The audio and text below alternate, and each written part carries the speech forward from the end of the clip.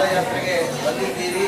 ಇದನ್ನು ನಾವು ಮಾಡ್ತಾ ಇದ್ದೇವೆ ಅಂತಲ್ಲ, ಹಿಂದೆ ಸತ್ಯಾನವರಿಗೂ ಕೂಡ ಕಾಲ್ನಡಿಗೆಯಲ್ಲಿ ಬಂದು ಮೂಲರಾಮದೇವರನ್ನ ಕುರಿತು ಯಾರು ಕಾಲ್ನಡಿಗೆಯಲ್ಲಿ ಬರ್ತಾರೆ ಅವರಿಗೆ ಬರೀ ಬದರಿ ಅಲ್ಲ, ಕಾಶಿ ಅಲ್ಲ, ಪ್ರಪಂಚದಲ್ಲಿ ಎಷ್ಟು ತೀರ್ಥಕ್ಷೇತ್ರಗಳಿವೆ ಆ ಎಲ್ಲ ಸಂವಿಧಾನ ಒಂದೊಂದು ಹೆಜ್ಜೆಗೆ ಅಶ್ವಮೇಧ ಯಾಗ ಮಾಡಿದ ಫಲ ಬರ್ತದೆ.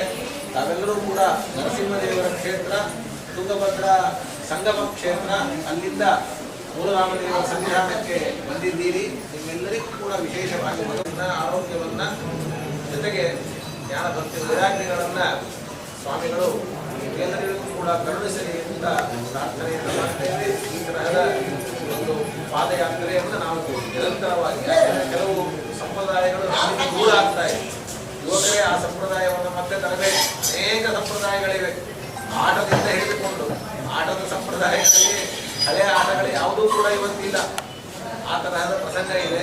ಹಾಗೆ ಆಟಗಳಿರಬಹುದು, ಧಾರ್ಮಿಕವಾದಂತಹ ಅನೇಕ ಕ್ರಿಯೆಗಳಿರಬಹುದು. ಅವರು ನಮ್ಮ ಮುಂದಿನ ಮಕ್ಕಳಿಗೆ, ಮೊಮ್ಮಕ್ಕಳಿಗೆ ಅವರನ್ನು ಪರಿಚಯಿಸಬೇಕು. ಅದರಲ್ಲಿ ವಿಶೇಷವಾದಂತಹ ಗುಣಗಳು ಉಂಟು, ಆ ಗುಣಗಳನ್ನು ನಾವು ಅನುಭವಿಸಬೇಕು. ಆದ್ದರಿಂದ ನೀವೆಲ್ಲರೂ ಕೂಡ ವಿಶೇಷವಾಗಿ ಪಾದಯಾತ್ರೆಯನ್ನು ಮಾಡಿದ್ದೀರಿ. ಮತ್ತೊಮ್ಮೆ ನಿಮ್ಮೆಲ್ಲರಿಗೂ ಗುರುಗಳು ದೇವರು ಅನುಗ್ರಹವನ್ನು ಮಾಡಲಿಕ್ಕೆ